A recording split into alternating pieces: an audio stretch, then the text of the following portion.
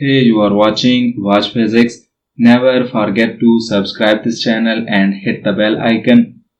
In this video, we are explaining a very important topic of class 11th physics, which is angular displacement.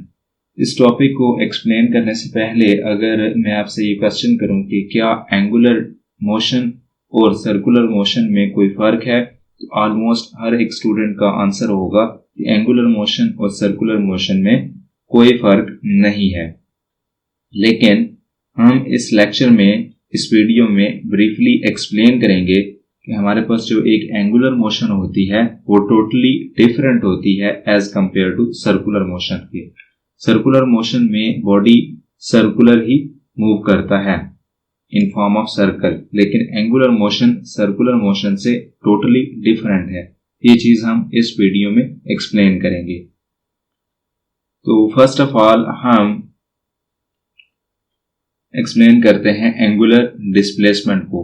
Angular displacement को define करने से पहले मैं आपको एक चीज रिकॉल करवाता हूं कि हमारे पास 2D कोऑर्डिनेट सिस्टम है, एक्स एक्सिस और वाई एक्सिस के अलांग। अगर हम इस एक्सिस में जो पॉइंट P हमने मेंशन किया है, इस पॉइंट की पोजीशन को डिस्क्राइब करना चाहें तो हम एक्स एक्सिस और वाई एक्सिस को यूज करेंगे। आई मीन एक्स एक्सिस के अलांग डिस्टेंस और वाई एक्सिस के अलांग डिस्टेंस को यूज करके पॉइंट P की पोजीशन को डिस्क्राइब किया जाएगा। अब हम मूव करते हैं एंगुलर डिस्प्लेसमेंट की तरफ। आपके हाथ में एक बॉक्स है। अगर आप इस बॉक्स को एक पॉइंट से दूसरे पॉइंट तक ले जाने की कोशिश करते हैं तो इस कोशिश में आप अपनी बाजू को, आप अपनी आर्म को रोटेट करेंगे, नीचे से ऊपर की तरफ लेकर जाएंगे। क्लियर? सर्कल में मूव नहीं करना, रोटेट करना है। तो इस तरीके से आप अपनी बाजू को नीचे से ऊपर की तरफ रोटेट करेंगे।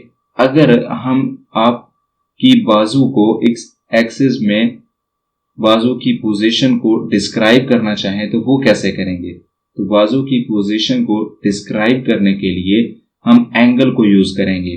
कौन सा एंगल? कि आपकी बाजू पहले किस पोजीशन में थी, आई मीन किस पॉइंट के ऊपर थी, और रोटेशन के बाद आपकी बाजू किस पॉइंट के ऊपर है, आई मीन किस पोजीशन पे है। तो उन दोनों पोजीशंस के दरमियान जो चेंज ऑफ एंगल होगा, जिसको हम थीटा के साथ रिप्रेजेंट कर रहे हैं, बेसिकली वही हमारे पास एंगुलर डिस्प्लेसमेंट होता है। तो उस चीज को हम फाइंड करेंगे। क्लियर?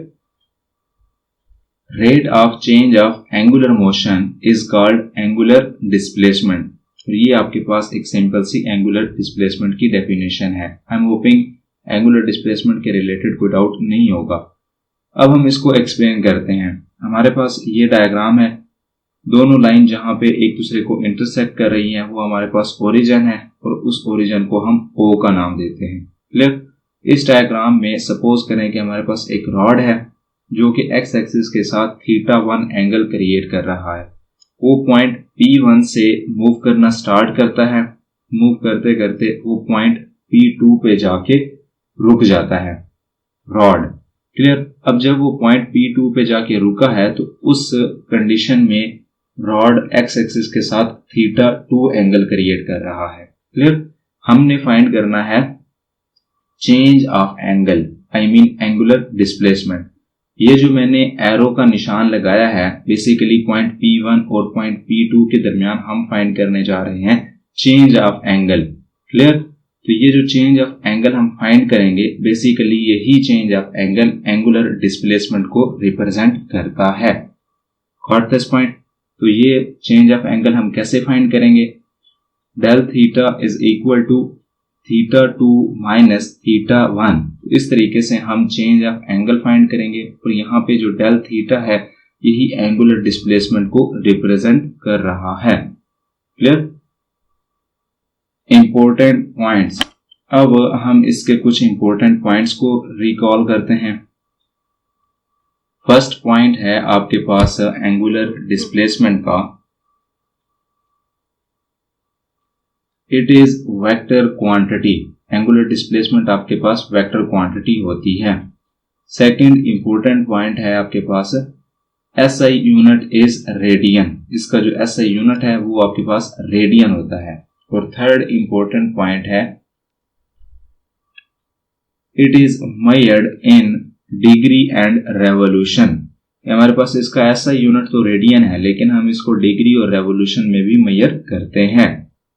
और 1 रेवोल्यूशन इक्वल है 360 डिग्री के। ये आपके पास कुछ इंपॉर्टेंट पॉइंट्स थे और सिंपल सा इंट्रोडक्शन था। अब आपके माइंड में ये क्वेश्चन राइज हो सकता है कि क्योंकि एंगुलर डिस्प्लेसमेंट एक वेक्टर क्वांटिटी है तो उसकी कोई ना कोई डायरेक्शन भी होगी, तो उसकी डायरेक्शन हम कैसे फाइंड करते हैं? तो डायरेक्शन फाइंड करने के लिए हमारे पास एक रूल है और उस रूल को हम कहते हैं राइट हैंड रूल। अब हम राइट हैंड रूल कैसे यूज करते हैं? grasp the axis of rotation in right hand in such a way that curling fingers in the direction of rotation, then the thumb point the direction of angular displacement।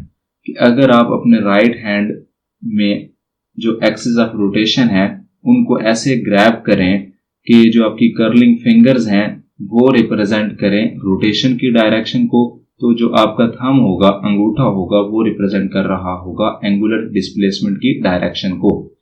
What is, अब हम explain करते हैं term radian को।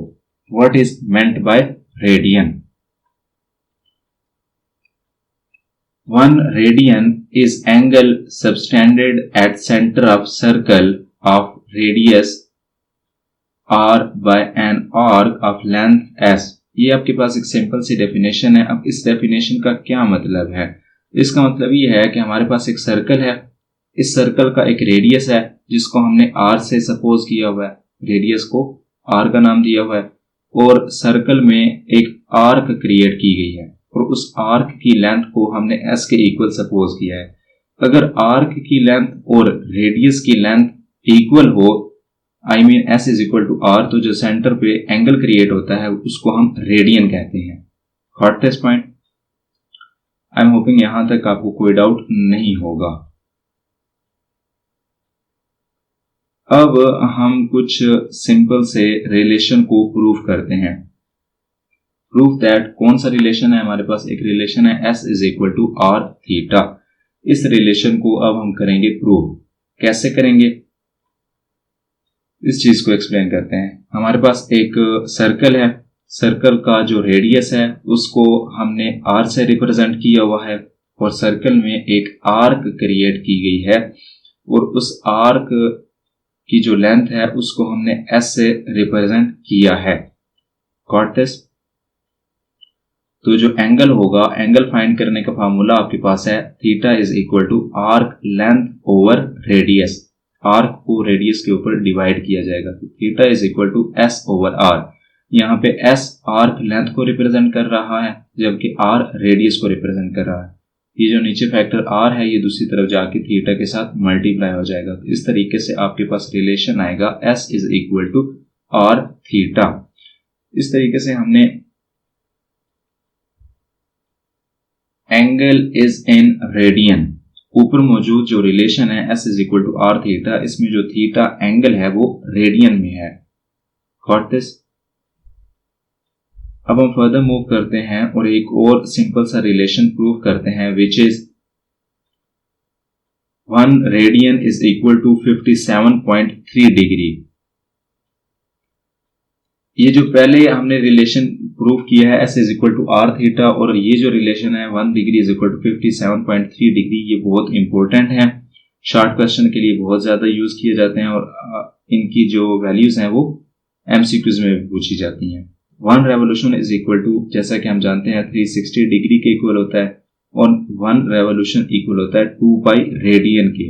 अब ये चीज कैसे हमने फाइंड की कि रेवोल्यूशन इक्वल होता है 2 पाई रेडियन के, इस चीज को एक्सप्लेन करते हैं। हमारे पास रिलेशन पहले से मौजूद है theta is equal to s over r. Clear? यहाँ पे ये जो फैक्टर एस है बेसिकली ये रिप्रेजेंट कर रहा है एक कंप्लीट रेवोल्यूशन को, और सर्कल की एक कंप्लीट रेवोल्यूशन उसके सरकमफेरेंस के इक्वल होती है और सरकमफेरेंस इक्वल होता है 2 पाई आर के, और नीचे वाला आर एज इट इज, जो नीचे वाला आर मैंने मेंशन किया है ऊपर मौजूद आर के साथ कैंसल आउट हो जाएगा। क्लियर?